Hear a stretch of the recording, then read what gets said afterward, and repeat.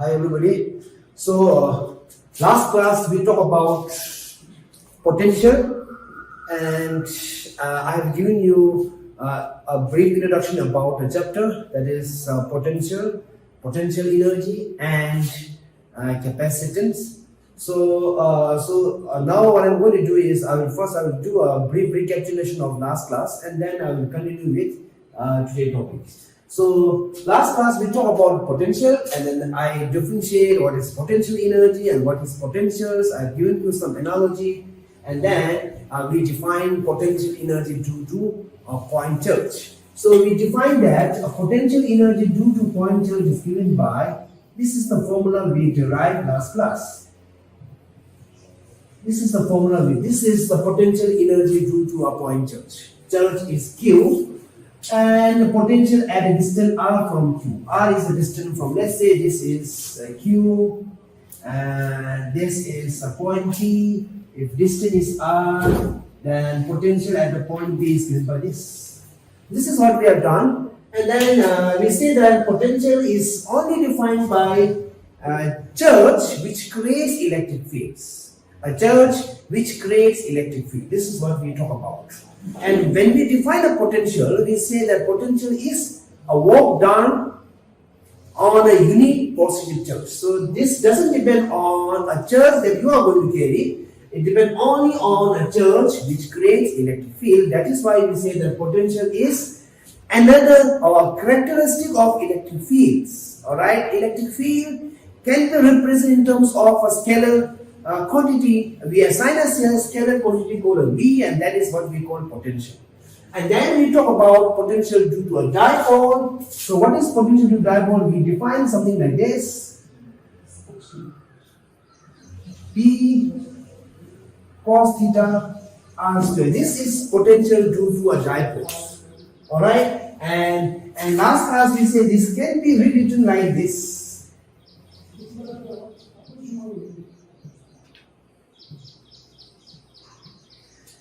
This tells that potential along position vector, right? So this is the P is the dipole moments, and this is the theta. Theta is angle between electric field or dipole moment and positions, right? Where you are going to find out. So this is what we have done last class.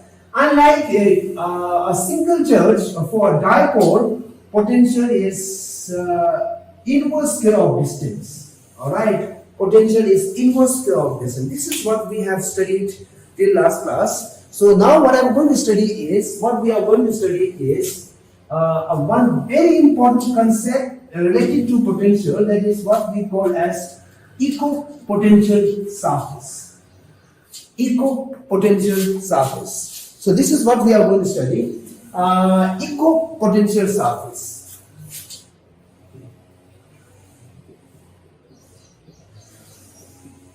Equipotential. So, how are we going to define equipotentials or equipotential surface?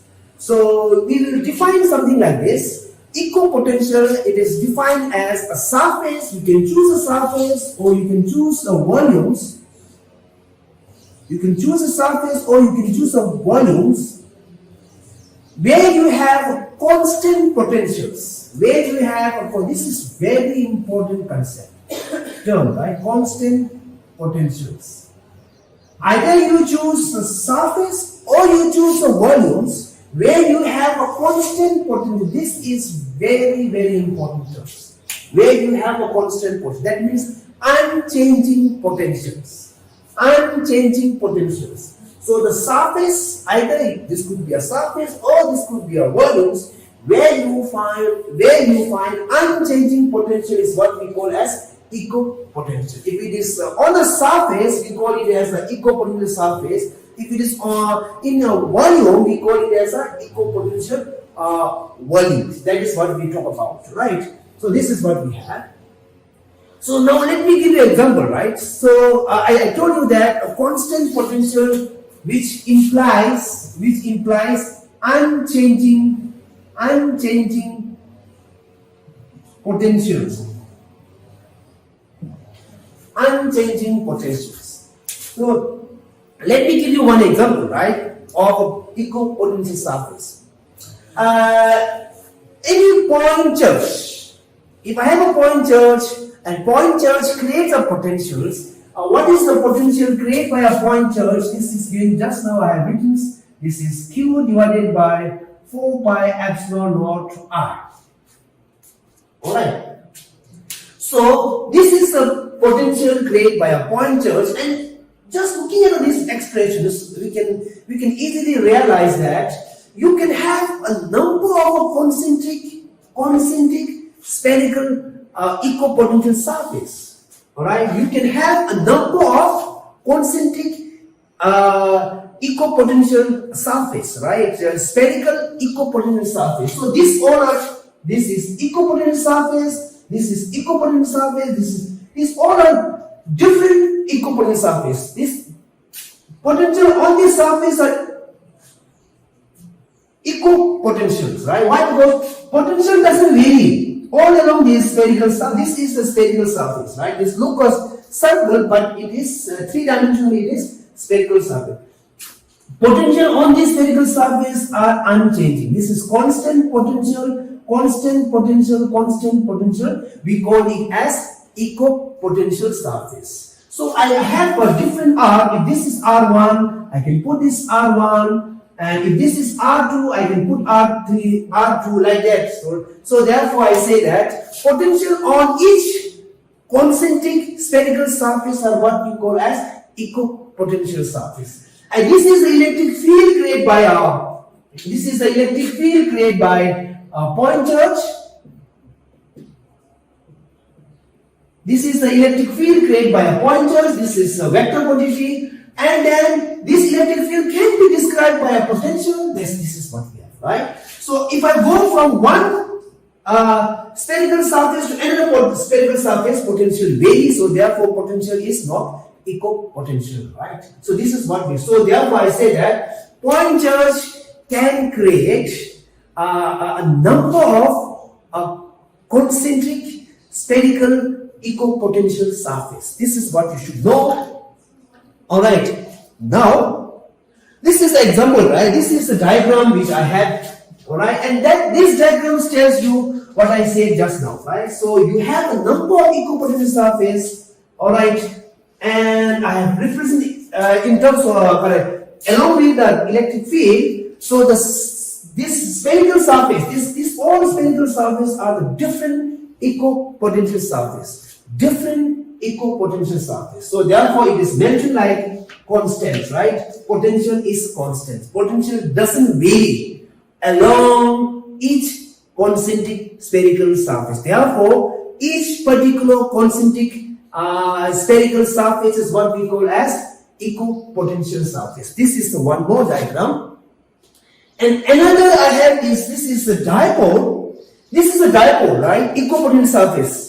This is the examples of dipole, right? This is a dipole, and in case of dipole, equipotential surface is created like this. This is equipotential surface. Every rings, right? That blue line, blue circles, right, are equipotential surface. And this is the equipotential surface for a same charge. Here I have written a positive charge. Positive charge. This is a positive charge, this is positive. This is equipotential surface. Alright. And then one more diagram. And these diagrams I have shown along with the electric field. This is how electric field created by two identical charge. And this is the equipotential surface created by two identical charge. I'm trying to show you electric field along with potentials. Alright, so this is one more diagram. And then one more is what they call, right?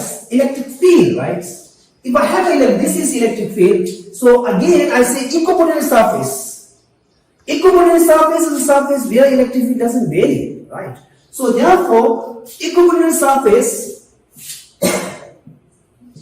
equipotential surface, potential surface. Alright, Equipotential surface is again a surface which is perpendicular to electric field, right? So this is the electric field. This is the blue lines are the electric fields. So I have written the first, second, third. So this is equipotential surface. Equipotential surface. This is equipotential surface. And this is the second equipotential surface, this is the third equipotential surface. So how do you define it?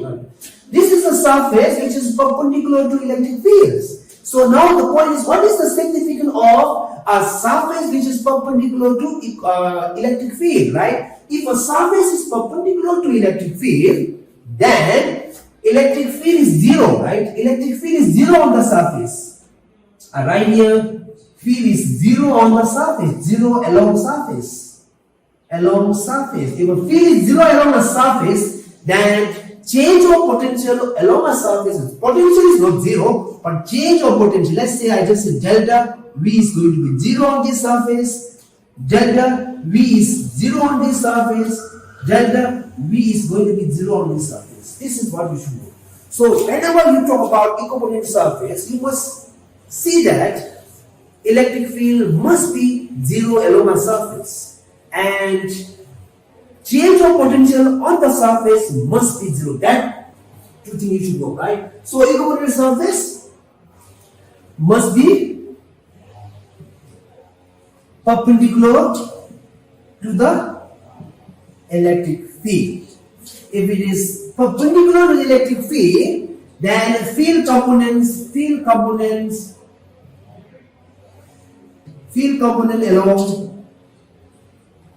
along the surface is always zero. Field component along the surface is always zero. That you should keep in mind. Very, very important, right? And this implies that change of potentials along surface or on surface is zero, right? If electric field component is zero, change of potential must be zero, right? So that you should keep in mind, right?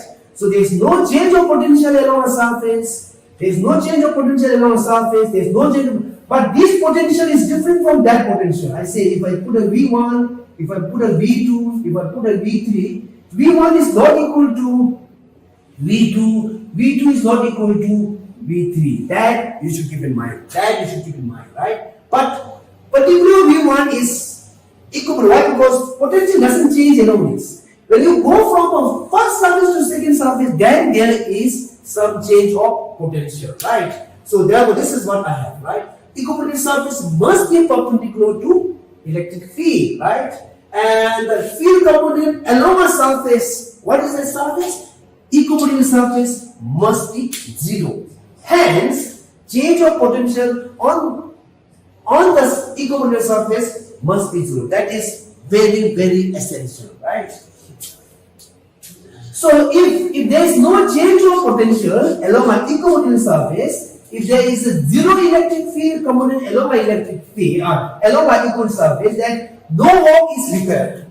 Alright, so now the next point I would like to mention is no work is required.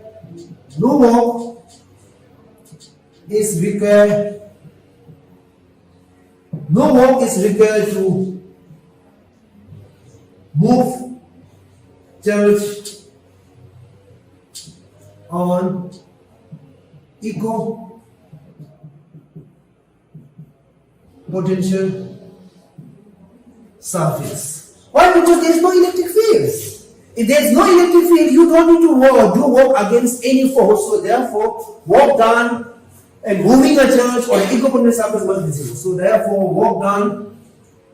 Therefore, work done in moving a charge on the equipotential surface must be zero. So therefore, if I move a charge from here, work done is always zero. Work done is always zero.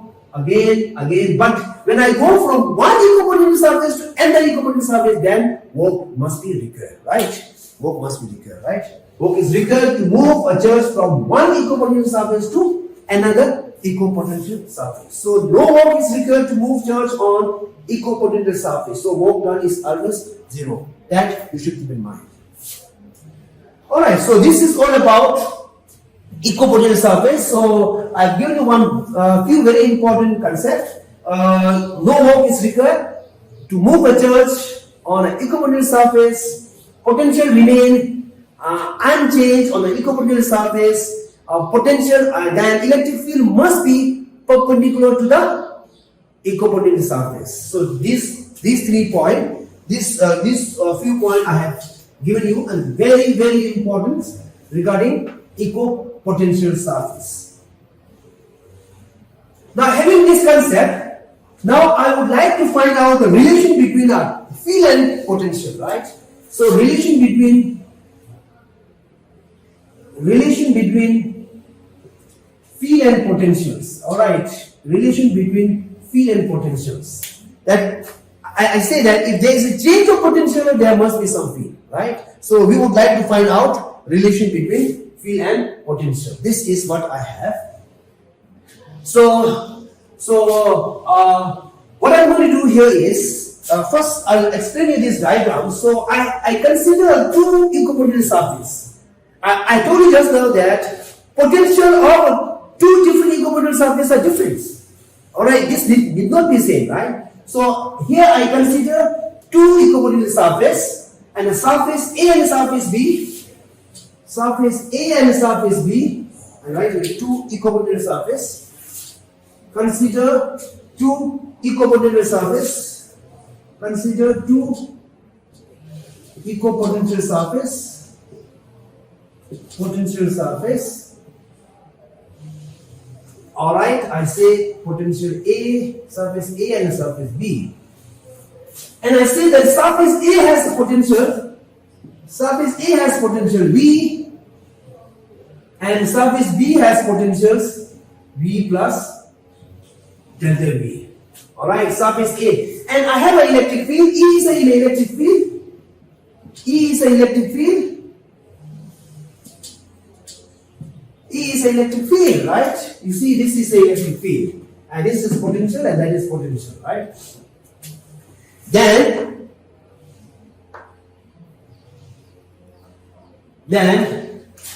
and delta R is a perpendicular distance between A and B, surface A and B, surface A and surface B. Then again, now what I'm going to do is delta R. Let's see, delta R is the change of potential. Delta R is the change of potentials. Change of potentials along field directions. Along field directions.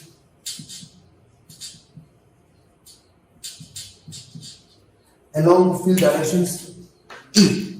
So this is a change of potential. This is a change of potential along field directions. So this is what I have. Now what I'm going to do is how much work is required, amount of work to find work required to bring unit positive charge from B to A, from B to A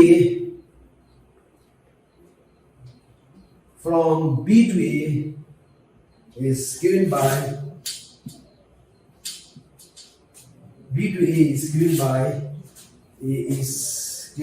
E delta R.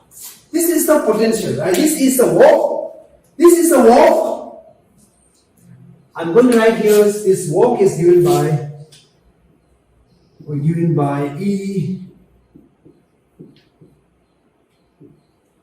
Alright, this is the work done on a unit charge. Alright, work done on a unit charge is obtained by multiplying force on a unit charge multiplied by distance. Work is normally defined as the force multiplied by distance. Alright, So this is a force on a unit charge multiplied by a distance will give you a work. This is a work done on a unit charge. This is a work done on a unit charge, right?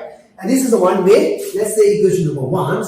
Now I just write, and then this amount of work required to bring unit charge from A to B can be written as work done, work required to bring unit charge, positive charge from B to A can be written as VA minus VP. This can be written like this. VA minus VP. This is a potential difference. We define work done and work done on a unit positive charge is going to be a potential difference, right? So now I substitute what is VA. VA is V minus what is VB. VB is equal to V plus delta V, and then answer would be equal to minus delta V. Minus delta V. This is the answer. And this is I'm going to assign this as equation number 2, and equation 1 and equation 2 are the same, right?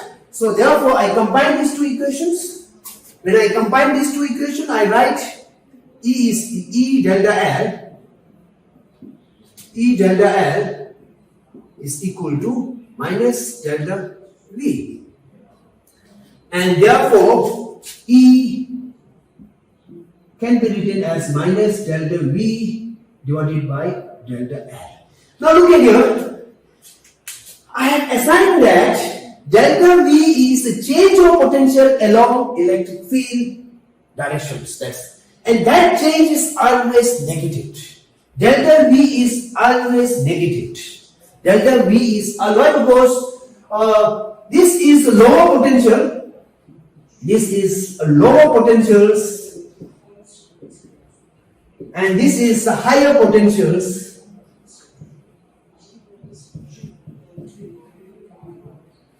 This is a lower potential, this is higher potential. And you would ask me, why it is lower and why that is higher, right?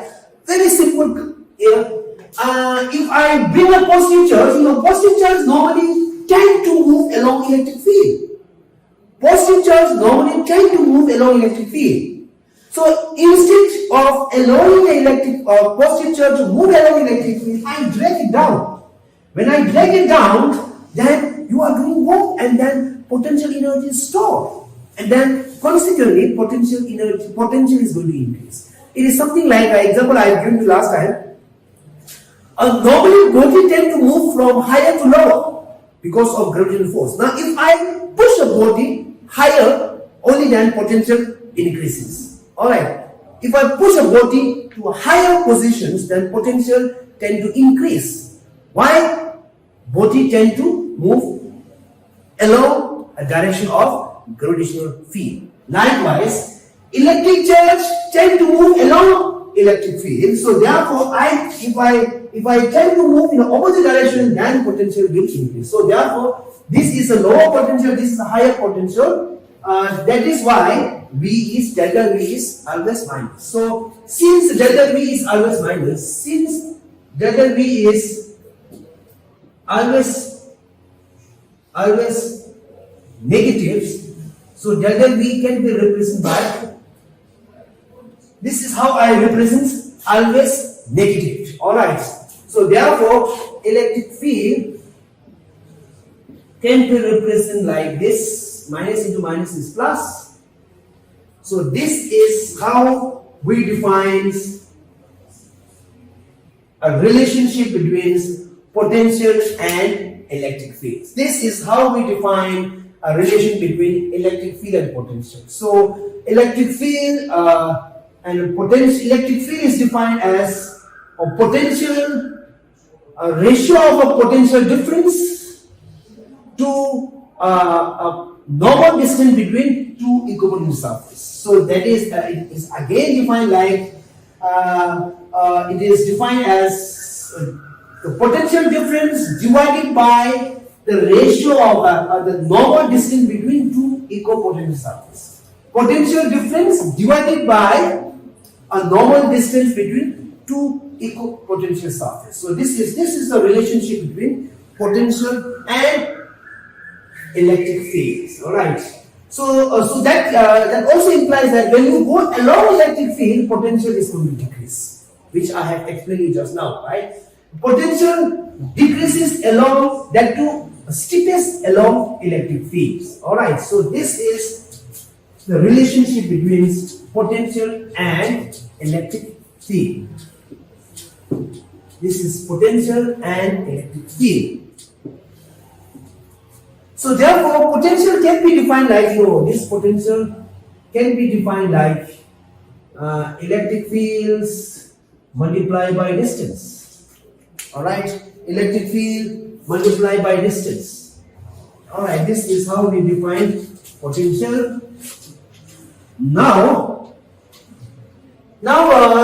we would like to discuss the two very significant points regarding the relationship between electric field and potential. So, electric field is in a direction in which potential decreases steepest. This is what I have explained to you, right? If I go along electric field, potential decreases maximum, right? Another point talks about the mathematical relations, right? That is, the magnitude of electric field is given by the change in the magnitude of potential per unit displacement normal to the equipotential surface at the point. That is defined like magnitude of electric field is equal to change of potential divided by a normal distance between two equipotential surfaces. So this is what this conveys you, right? Alright, so this is all about equipotential surface. This is all about relationship between potential and. Alright, now what I'm going to do is I would like to discuss potential energy. Alright,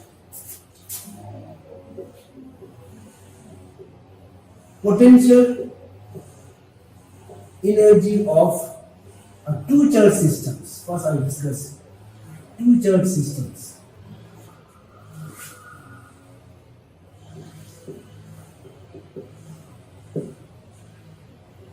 Two charge systems, two system of charge, like two system of charge. All right. So what I'm going to do is,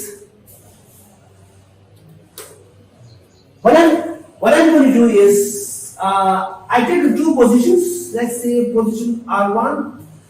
I take position R2. I take two positions in a space. Position R1 and R2. Position R1 and position R2. And I take two positions in a space R1 and R2. And now what I'm going to do is, whenever we talk about potential energy, right, it is all about work done. Whatever work you perform is stored as potential energy. Work done, I just write here, work done is equivalent to potential energies. Work done is equivalent to potential energy. Work done is stored as equipotential energy. Work done is stored as potential energy.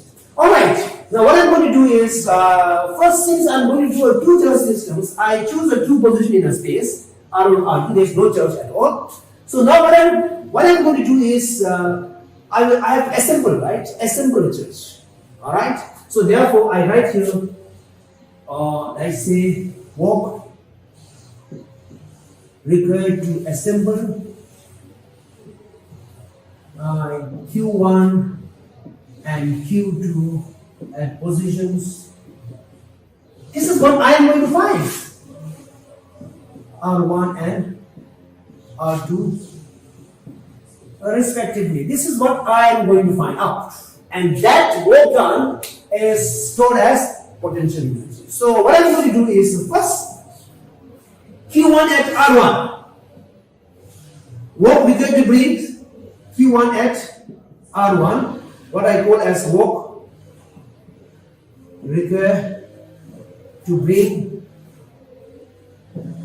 Q1 from where I am going to bring is from infinity, right? From infinity to positions R1s. What required to bring Q1 from infinity to position R1?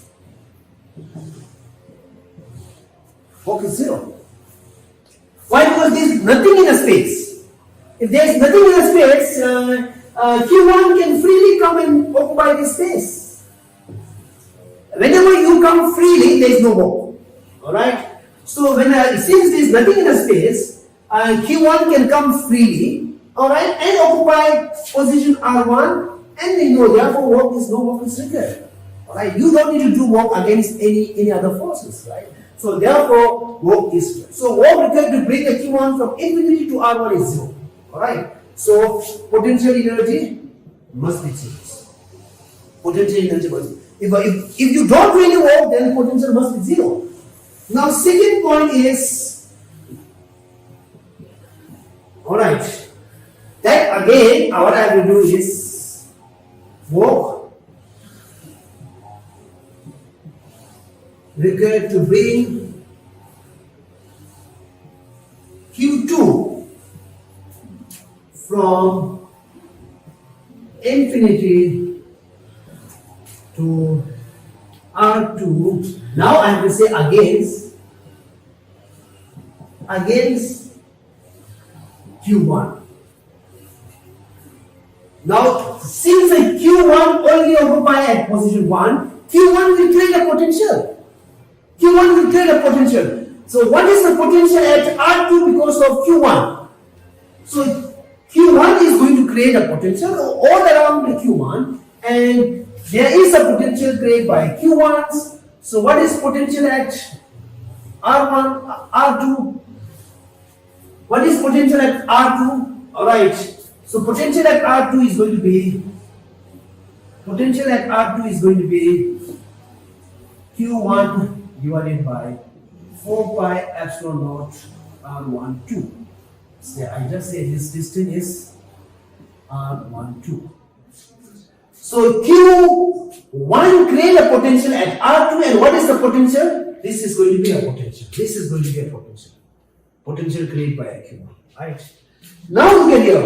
Now work required to bring a Q2 from infinity to R1 against Q1 is given by, the work is how much? That work is given by Q2 V of R.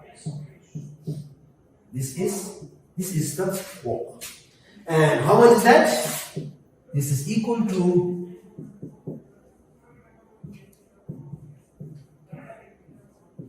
this is the work. This is the work. This is the work, right?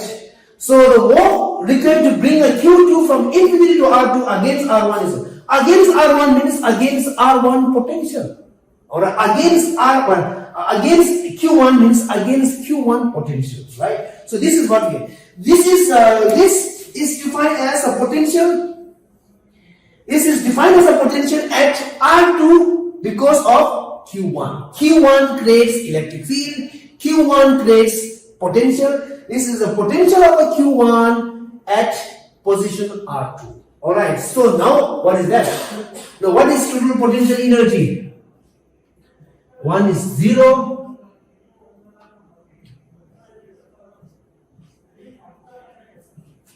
This is 0 plus Q2 is how much?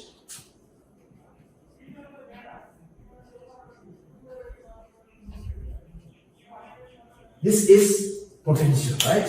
So finally I write potential energy. Potential energy is going to be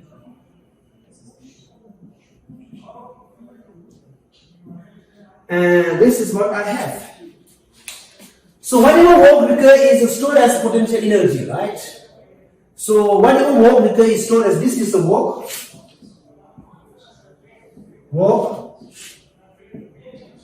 required to assemble Q1 and Q2 at R1 and R2 respectively stored as potential energy. Oh, this is what I have. So work required to assemble Q1 and Q2 at R1, R2 respectively is stored as potential energy. So potential energy is nothing but a work required to assemble. Right? So I just say work required to assemble Q1 and Q2 at position number R1 and R2 is given by this. Alright, this is the answer, right? So this is for two charge systems. This is for two charge systems. So whenever we try to find out potential energy, we have to find out work, and then whatever work stored is, whatever work you do to assemble charge is stored as potential energy. This is one. Now I'll discuss the three charge system. Two charge system already done. Now three charge system, I'll do a three charge systems. Alright. So I have another charge. Alright. Three charge systems.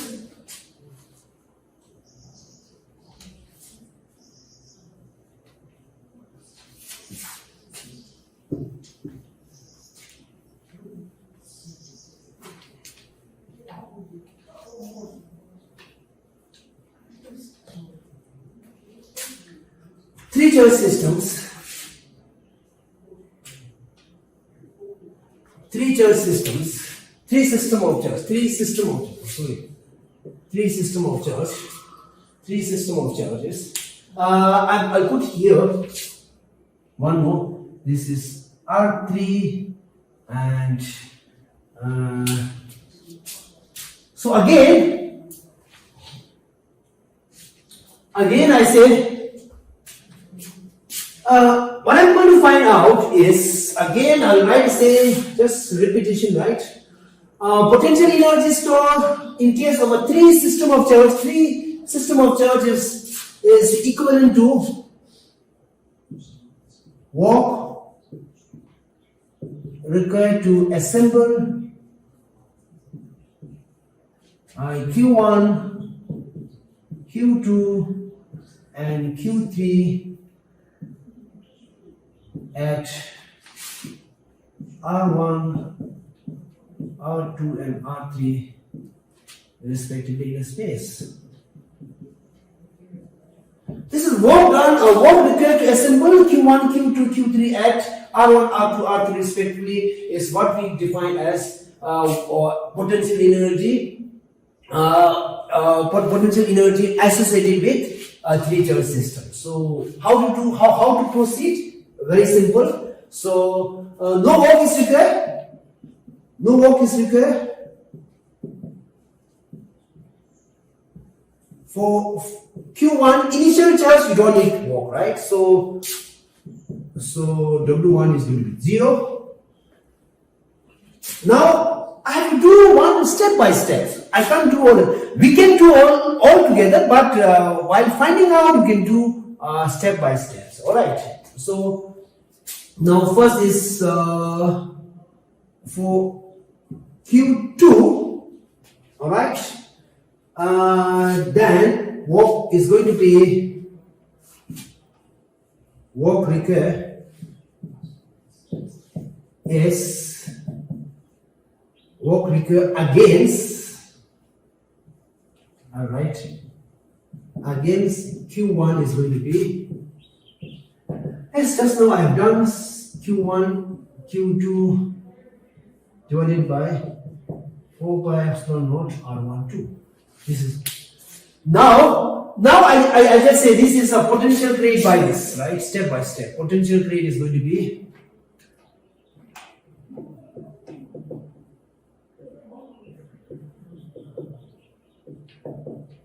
now at point 3 at R3 Q1 will create one potential and Q2 will also create another potential, right? So potential created by Q1 here is going to be 1 this is going to be 1 3 is going to be Q1 divided by 4 pi epsilon naught R13, and potential created by This is going to be Q2 divided by 4 pi epsilon naught R23. This is a potential created by Q2 at R3. This is a potential created by Q1 at R3. Okay, this is what I have. Then I'll do this. The distance is going to be R13. This distance is going to be R2. This is much easier than electric field. Why? Because this is scalar, right? So now for Q3, walk against Q1 and walk against Q2, right? So I'll just walk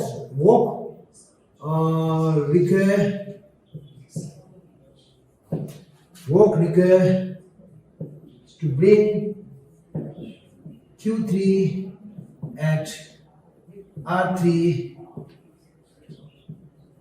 against Q1 is going to be Q3. So this is 3. This is 1. I'll just write 1, 3. This is given by Q3, Q1 divided by. This is a walk. Now next is the walk required to bring Q3 against Q2 is going to be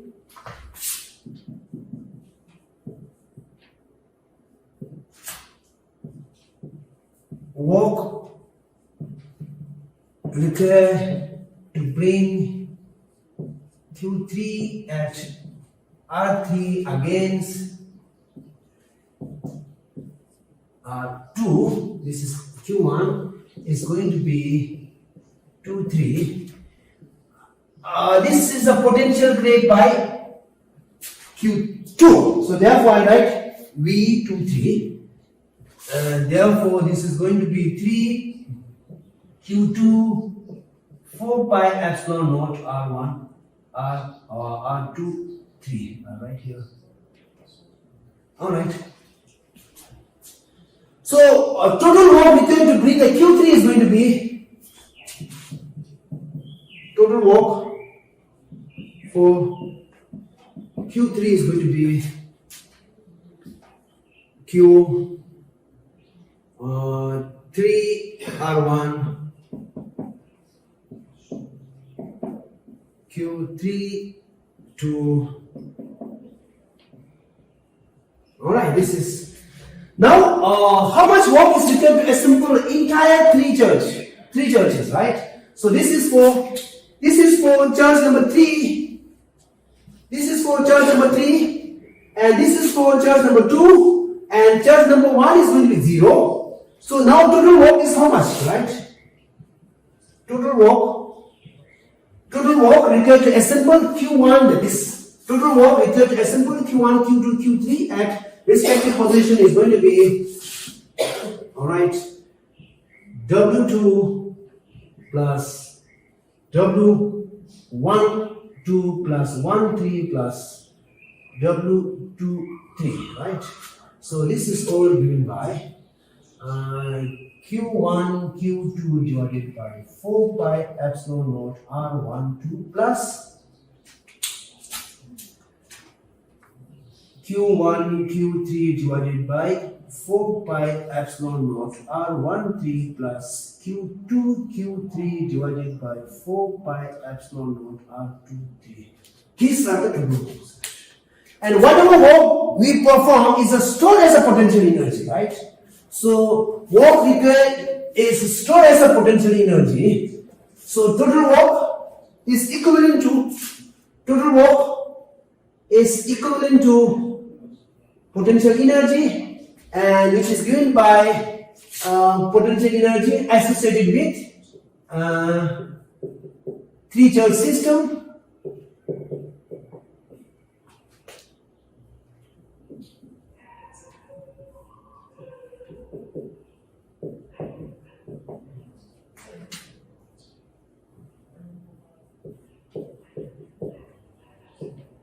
this is what we have. This is the final answer, right? So how much work is required to assemble 3-charge system is this? And this is the stored as potential energy. Alright, so I've given you an example, or I've done a problem for 2-charge and 3-charge. And you can also do for 4-charge, 5-charge, you can go on step by step, right? So you can find out for any number of charge systems. Okay, so with this I'll stop here for potential energy. All right, store or potential energy stored by charge systems. Okay, thank you.